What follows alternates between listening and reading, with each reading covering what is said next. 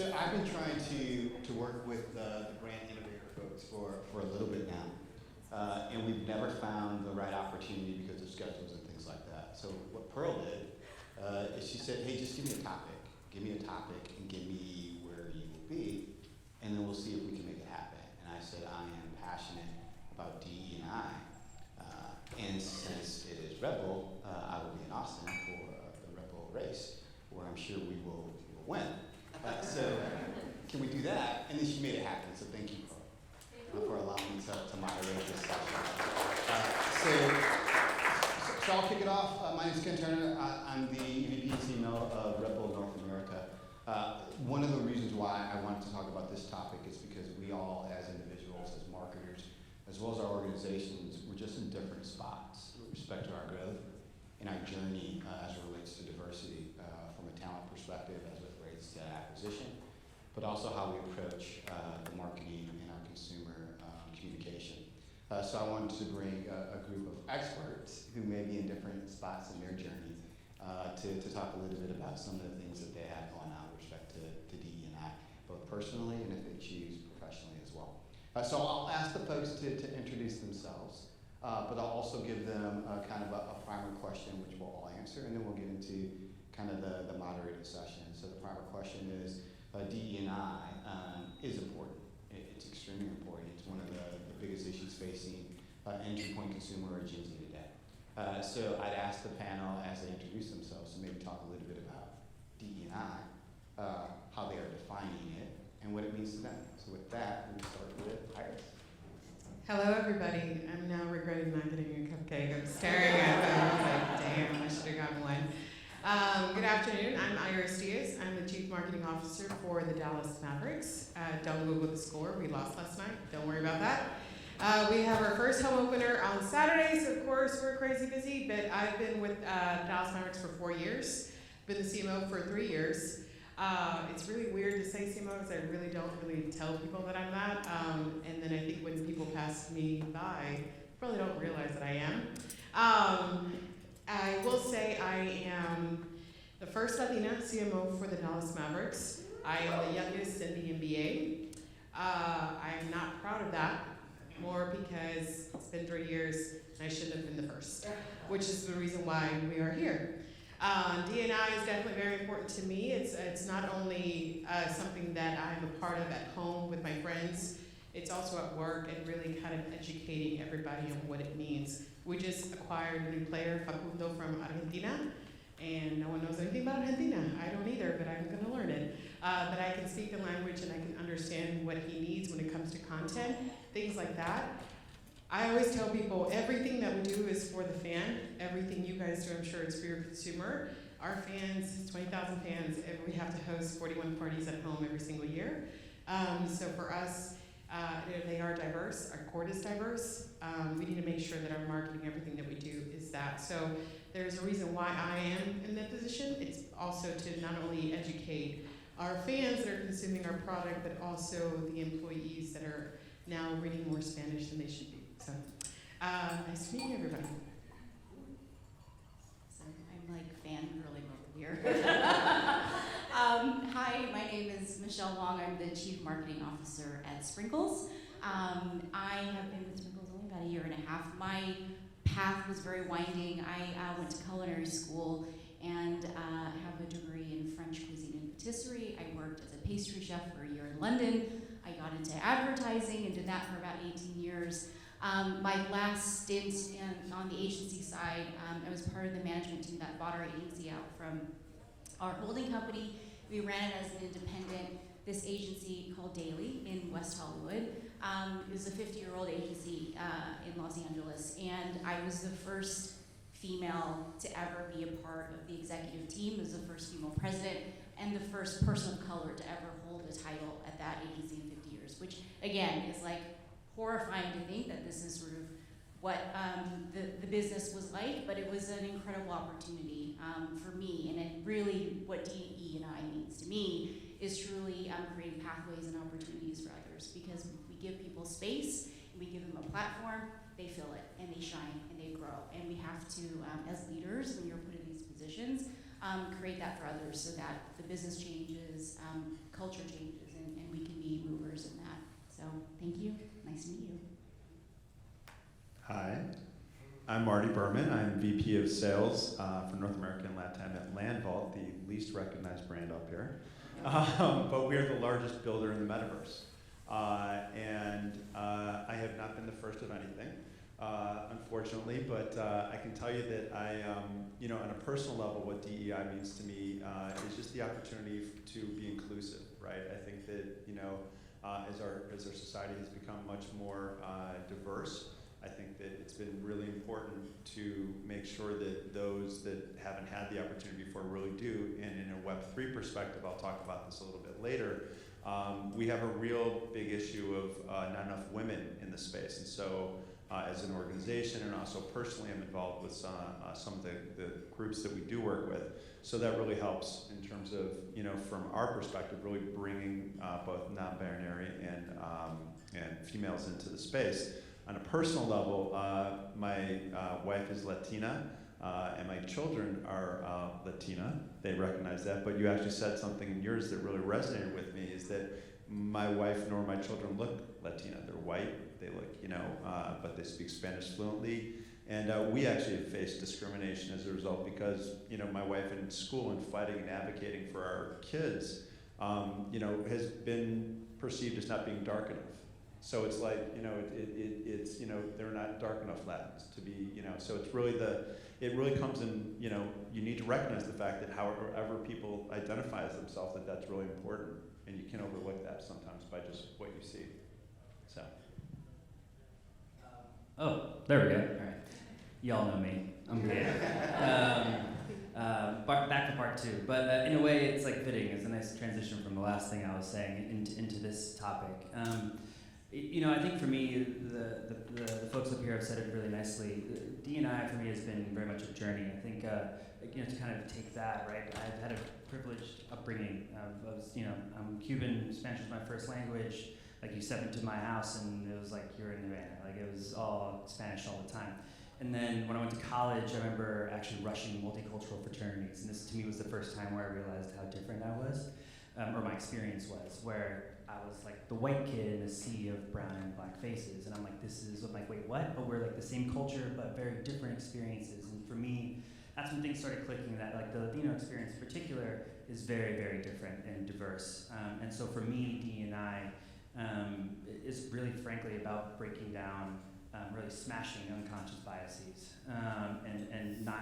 and keeping an open mind for differing experiences, different backgrounds, because frankly, for me, that's what also makes teams and companies and organizations better and stronger. And so, I've done a lot of work kind of throughout my career. I was a co-chair of the Latino and Friends Network when I was at Nike, where we kind of brought a lot of Latino culture into Nike and helped the community there. And an interesting thing too, and it kind of goes back to what we did at Pollo Loco with Hispanic Heritage Month, is like, I was constantly the guy that was like, that's a Mexican thing.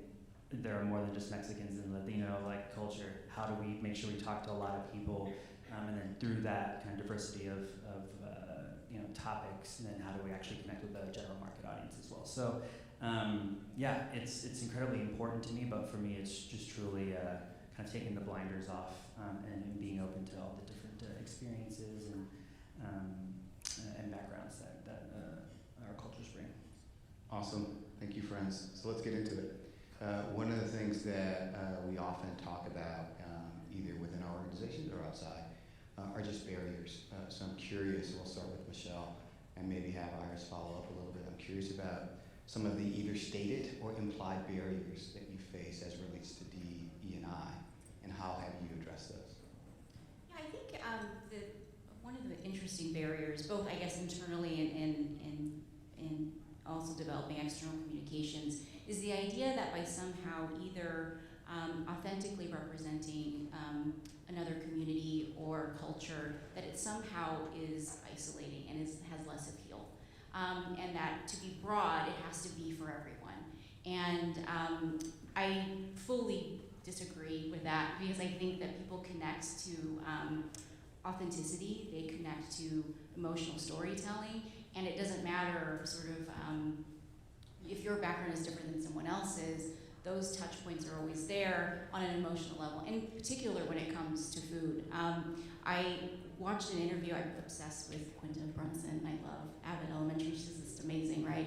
And she did this interview and she talked about how specific her show was, how it was very, it was about Philadelphia, it was a very unique perspective, a very unique community, and the idea was like, we've got to broaden this out and make it more appealing, but what they found was the tighter they got in the story, the tighter they got on their true experience, the more people connected to it, because it came down to the sort of humanity of the storytelling. And I feel that we do try and do that with our marketing. It's really interesting to talk about cupcakes in that sense, but in the end, at the end of the day, it's about food, it's about flavors, it's about context, it's about memories that you attach to all of those moments.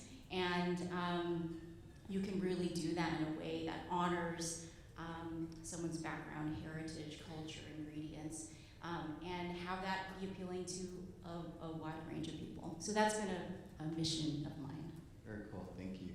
Iris? That's great. No, for me, the question I get all the time is very tied to this, is how is it working in a very male-dominant, like, I don't see that shit anywhere. I was like, for me, I ignore that barrier, because if I wake up every day thinking that, then I will think that I can't do it. I can do it. And that's why we're here. That's why we're talking. I'm not a motivational speaker. I'm just telling you what I've gone through. But for me, if I wake up that way, to me, it's like I'm putting barriers for myself that are not even needed. And don't fear that much, because then you won't be able to communicate with the fans that you're out there, or you're doubting your marketing, you're doubting the messaging that's going out. And the fact that when I came on board, I was the fourth frijolito that came into the Dallas Mavericks, and it was more about, why aren't we doing it for the Hispanic audience? They're like, well, no one's ever asked. It's like, it has to take one person to do it, then fine, then I'll hire everybody else that needs to also help me and understand what that is. I don't see those barriers for me. I see it as like, I can do it, and I know how to do it, and there's no doubt in my mind that I can do it. But it's also making sure that we're not just talking to the lower level people. We're talking about the third level people, the loyal people that are coming to each game. They're probably, saving their salary for their kids to come to a game, and making sure that our tickets are always affordable. And I think also the biggest aha moment for me is also knowing that we have an owner and a CEO that really believe that, and that really entail from the top down. So for me, it's knowing that we can change, we can do something different, we can do stuff in Spanish, we can push the boundaries when it comes to different audiences, because they're the ones that are showing up for us every single game. During COVID, one thing that happened is we were doing obviously a lot of things we were doing. We were in the community, donating food, donating money, helping schools that didn't have, helping schools with donating food for kids. That was the only time they were eating. So it was rough for all of us. I mean, we're there as employees, but we're also there as constituents, and we live there. But for us, we grew close to 1 million followers just because of what we were doing in the community. I'm like, that's who we are, and that's what we need to keep representing every single day. If you aren't, I love this quote, and I actually just recently said it. It's like, if you don't see a leader in the room, then you be the leader. Then you take the reign. Then you create, we ourselves create those barriers that are not necessary. So if you keep that mentality, it's going to be there. But if you wake up knowing that you can do it just like Marty can do it and Gabe can do it, I'm like, I can kick ass too, so that's why I'm here.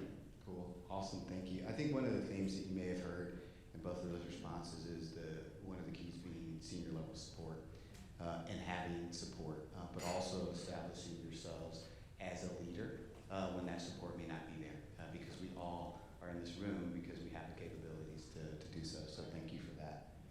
Let's transition a little bit and talk a little bit about amplification of diversity in marketing. And maybe we'll start with you, Gabe. How do you look to amplify diversity in some of the consumer-facing communication that you have, and avoid that trap of culture jacking that you and I talked about before? Yeah, it's interesting. I think it's a couple of things. Interestingly, I think for El Pollo Loco, we have like the opposite problem, where we could probably go really, really deep with the Latino consumer, but then for our growth, aspirations, we kind of start putting ourselves too much in a box, right? And so for me, it's been very important that we start to look at different voices, different faces that are enjoying our culture, because I think, I forget who just said it around, it's about food. You were saying about food, yeah, sprinkles, sorry.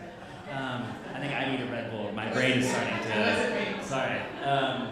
But it's about food, right? So for us, our sort of cultural connector is food and family and coming around, you know, a nice meal of chicken, you know, and so, you know, whether you're Latino or you're black or you're white or whatever, that moment with your family crosses cultures, right? So for us, I think it's being able to find those red threads across culture, but use our specific way in through food, much like yourself, to be able to bring more diverse voices. And then, you know, I think on top of that, from the culture jacking perspective, you know, a conversation we've had a lot is, when is it right to be a part of a moment, you know, right? I feel like if you're in social, or certainly if you're in marketing, there's like the national this day, the national that day, there's this month, there's that month, right? And when you start thinking about like the Black History Months or the Hispanic Heritage Months, you can't just jump on it, because it very, very quickly will become inauthentic. And I think most consumers, especially Gen Z, sniff that stuff out super quickly, right? And so for me, we've begun having conversations of like, okay, if we want to be, call it, you know, stewards of the Latino culture and really like plant our flag in the ground, then during Black History Month, are we supporting Afro-Latinos and talking about that, you know, experience? During Pride Month, you know, gender fluidity and homosexuality in Latino culture is a crazy topic, right? So how can we support those that are in the LGBTQ plus community, et cetera, but through our angle? So I think authenticity is super, super key when talking about DE&I, and also kind of like knowing your lane, because very quickly consumers will call BS, and that's not a position you want to be in. Thank you. Marty? Yeah, I mean, from our perspective, as I mentioned before, we're really trying to be inclusive from a Web3 perspective for women. There just aren't enough getting involved. And so we've partnered with 2 organizations specifically around Web3 women called Mission Impact and All-Star Women's DAO. And we're doing, we acquired a company that does a lot of event marketing around Web3 topics. And we're doing, in fact, in Dubai on Monday, we've partnered with both those organizations we're hosting like small breakfasts. And we really are about bringing that diversity and inclusion into our events to make sure that it is, you know, women are properly represented. Because quite honestly, it's just you know, it's a problem in the industry. And getting back to authenticity though, also with the work we did, we just, not just, but over the summer we did MasterCard's true name, or MasterCard's Pride Plaza, which was about their true name as product. And you know, part of that was making sure that we were authentic. It was authentic to the community, authentic to the platform, and also authentic to the brand. And so we went out and we sought out like LGBTQ plus creators for the wearables. We did panels and fireside chats with LGBTQ leaders. And it was really important for us and also for MasterCard to make sure that we were authentic, because to your point, you know, in Web3 it's even worse. You know, you'll be tomorrow's meme like that, and they will let you know right away. So authenticity, I think, across the board is always important. And especially as a brand, you guys are really in a difficult time right now. You've got such a tightrope to walk in so many different areas that you know, it's a big challenge. So I applaud you guys all for really, again, I think it's about authenticity, and you've got to be true to that.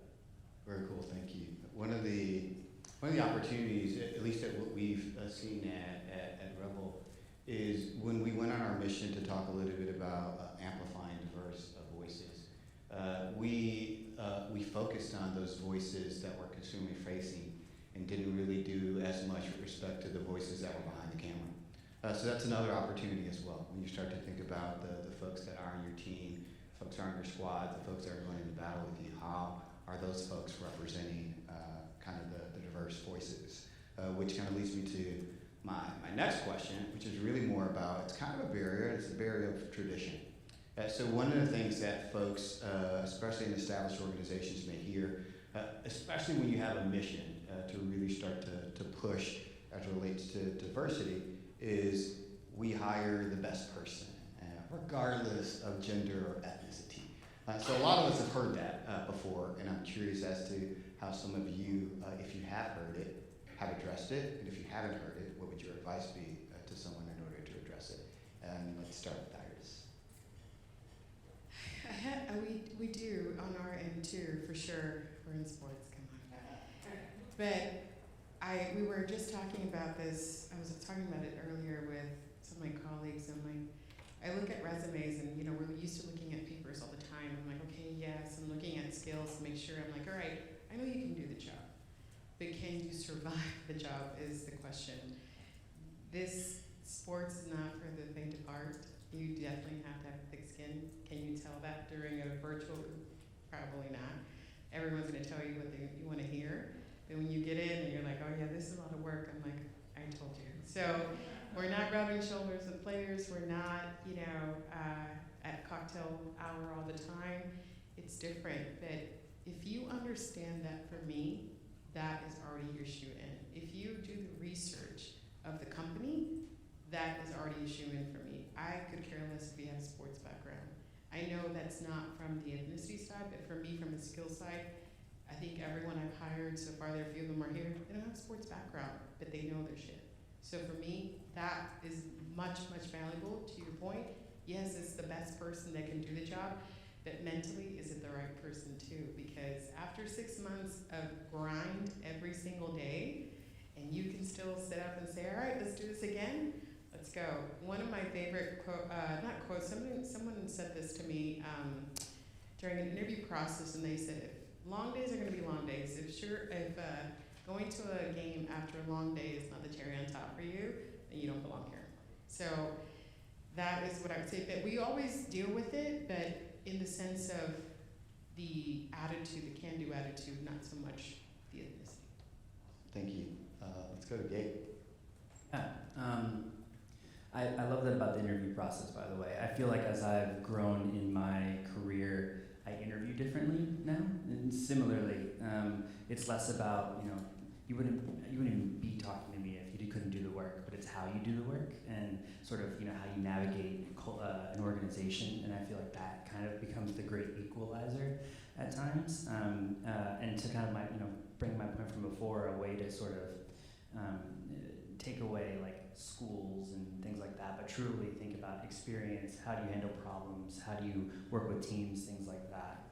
I think for me, I've certainly heard it, and I think now that I've kind of gotten to a more senior position, I've been able to kind of impact that approach more so through the interview process, but also by being able to very specifically choose folks that don't look like myself.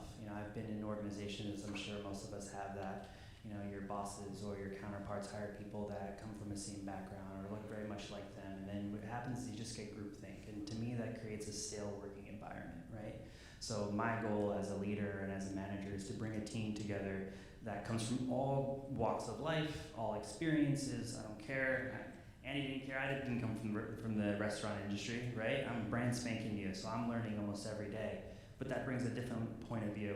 And so for me, especially even in my last role, we had people from entertainment, from tech, from energy drinks, and across the board. And I think that actually lifted what we were able to do more so. And we're actually female heavy, which is nice, and a difference in the energy world. So I think it's our responsibility to flip that question on its head as leaders.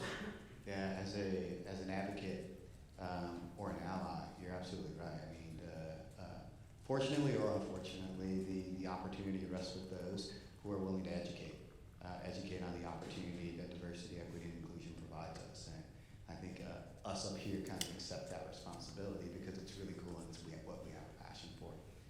So maybe we'll close this piece of our moderation and talk a little bit about some of the things you're doing personally and professionally. So I'll start with Marty and then go over to Michelle. Like, what are some of the things you do in order to increase diversity from a professional standpoint? Yeah, no, absolutely. So obviously working with and embracing clients' objectives and so forth along those lines in terms of I think I shared this on the call with MasterCard. They were very specific about the fact that we had a diverse group working on their project because all they saw initially were 5 white straight guys, which they didn't think was necessarily the best representation to do this project. And so we made sure that we were inclusive of our team to demonstrate the fact that we did have a diverse team we did even bring somebody in within the LGBTQ plus community as an add-on to really represent, to make sure that we were speaking authentically, so professionally.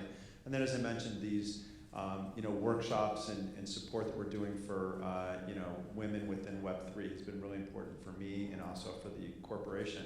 And then I'm involved with those organizations in many different ways professionally. And in fact, I just got an email from what was the organization? I can't remember, of a female inclusive opportunity at the A&A marketing. So I'm involved in the community. I really kind of try and keep my finger on the pulse. I've also, when I've looked to hire, I've always looked for a diverse background of people from a sales perspective to come in and help represent our brand when we're out in the marketplace. So that's important to me. It's not necessarily, again, who or what they look like and they have the skills, but I'm also seeking that out as opposed to just taking whatever comes in. So that's really important to me. I was going to add to that, but even partners are looking for us to see if we are meeting those goals too, because not only are we representing the Dallas Mavericks, we're also representing them too. So that is now another measurement that they're also doing. Basically. Yeah, it was very important to MasterCard that we represented what it is that we were able to do for them, because how could we say that we're going to be able to do it if they only saw 5 white straight guys? So we made sure that bring that in and show that demonstrate that diversity within our team. Gabe. Folklore of the Beyonce, Nike, and Adidas meeting, right? She chose her brand by what her creative team looked like. And I think you both made these comments, and I very much echo them. I think for me, anyone that's in a position of making decisions on who you're hiring, who you're partnering with, to not make the choice to diversify those teams is a crime. And it's everything. It's not just gender, ethnic background, it's experience. And especially if you're coming from a place of creativity, you have to have a varied range of perspectives and experiences. Otherwise, your work is going to be flat and boring. It's a really small example. I was really lucky. I got to build my team at Sprinkles. I have an incredible group of creatives with me. But I hired a young woman to work on our social team. She's Mexican-American. And she came to me one day and said, do you know who Selena is? And I was like, how uncool do you think I am? I was like so insulted, but I was like, yes. And she said, well, it's her birthday. We have a whole platform around being fierce, and we honor and celebrate women in our communities and celebrities that are doing fierce things, or just people we look up to. And she's like, I'd like to feature Selena. And I said, let's do it. It was a great hit. I mean, we got a ton of engagement. It was fantastic. But the bigger piece to that very small moment to me was it was bringing someone on board that had a voice, that could raise this, that felt comfortable developing work that she connected to, that she felt our audience could connect to, and then working with leadership that supported that and gave her the platform. And those moments feel small, but they really do move the needle, and it's so important for us, again, as leaders, to make those choices and to lead the way to create those opportunities. Cool. Awesome. So I think I still have a little more time, right? I got like 15 minutes. About 5, maybe 5 and 5 minutes? Did you cut me 10 minutes? We're on time. If we can open, are you going to open for questions? We can do that as well. Okay, we were gonna do live Q&A, but since Santa says we only have 5 minutes, maybe we'll just transition to our close. Are you good with that? Yeah, 10 minutes is fine. Oh, 10 minutes. Okay, let's do live Q&A. Let's go 15. See what happens. So I'll ask one question, and then I'll open up if anyone has any burning questions. And this is one for anyone. When you think about DE&I, what brands outside of the brand that you're currently working with inspire you? I'm so biased because I worked for them. So I mean, I think Nike can go either way, but I do appreciate how much they take a stand. When they get called out by their own athletes, they make a change, whether you agree with it or not. But I do appreciate what they did during the pandemic in terms of purpose. And also, while I know kind of outwardly sort of consumer facing, you could have an issue with it internally, I was actually quite proud of what they did for DE&I. While it still could have been much better, the employee resource groups at the company were fantastic. And I mean, Black History Month was born out of an idea out of the BHM, so Black History Month, the collection, was actually born out of an idea from the ERG. and it's led by the ERG, as is all the Be True stuff for Pride Month. And we actually created our first Latino Heritage Month collection. So like, it's just really cool that Nike allows employees to be able to tell their story like that. So I really appreciate that. Great example. I was gonna say Target. Sorry, there's no competitor here, but Target. Once I saw an ad and there was someone in a wheelchair, I was like, "You have my money. I get it, and I love that." And now that I'm big in fashion, Target obviously, but their new retail. They're bringing so many different young, new, Black, brown, Asian, everything. And I'm like, I'm shopping there, and you have I'm there. So I really love what Target's been, and even their Pride line that you just mentioned right now. I was like, that's the first thing that came up. Like you, I also love fashion.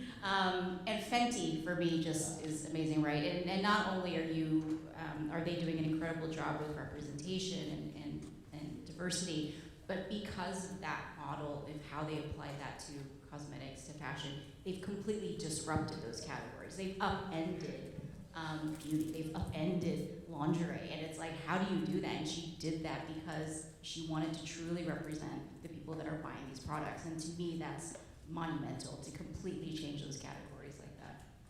Cool. Time for one question from the audience, if it is burning. Oh, it's burning. There it is. Sure.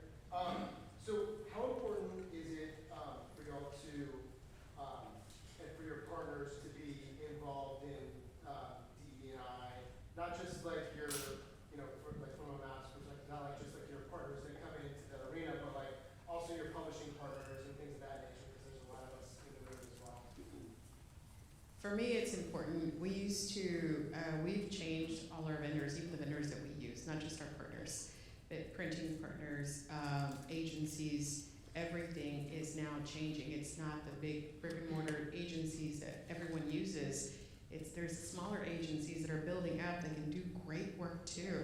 I mean, that's how a lot of Target stuff started. I go back to Target, but I don't work for them. So, and I'm not getting paid for this, but they started with a small agency, and that's how they build their momentum. And to me, those are the groundbreaking things for everybody. For me, it's the vendors. It's changing all of that, because it's not only if I know Miss Juanita makes conchitas down the street, I'm using her versus the Target cookies.